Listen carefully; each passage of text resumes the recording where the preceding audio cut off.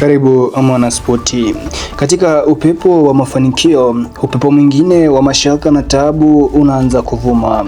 Mikhailo Mudryk ni raia wa Ukraine, mchezaji mwenye kasi, mbunifu na mwenye ndoto kubwa, lakini sasa anakabiliwa na kivuli kinachoweza kuathiri taaluma yake ya soka.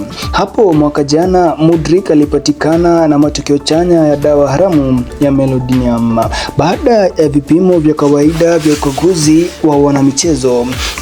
Kumbuka, hii ni dawa iliyokatazwa kimataifa kwa sababu zake za kuongeza nguvu ya misuli.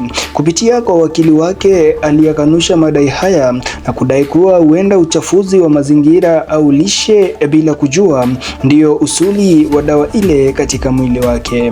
Shinikizo linazidi kumwandama huku shirikisho la soka likisubiri majibu ya kipimo cha pili almaarufu kama B-sample. Iwapo haya matokeo yatathibitisha kosa hilo, huyu Mudryk anaweza kupigwa marufuku ya hadi miaka 4 na hivyo basi kuyumbisha kabisa safari yake ya soka ndani ya Chelsea na hata kimataifa. Hiki ni kipindi kigumu, nayo Chelsea wameamua watasimama na Mikhailo Mudryk. Nao mashabiki wake, familia ya soka na dunia kwa ujumla wanatazama kwa hamu na tahadhari, huku wakijaza matumaini yao kuwa ukweli utawekwa wazi na haki kutendeka. Mimi ni Spice Sports.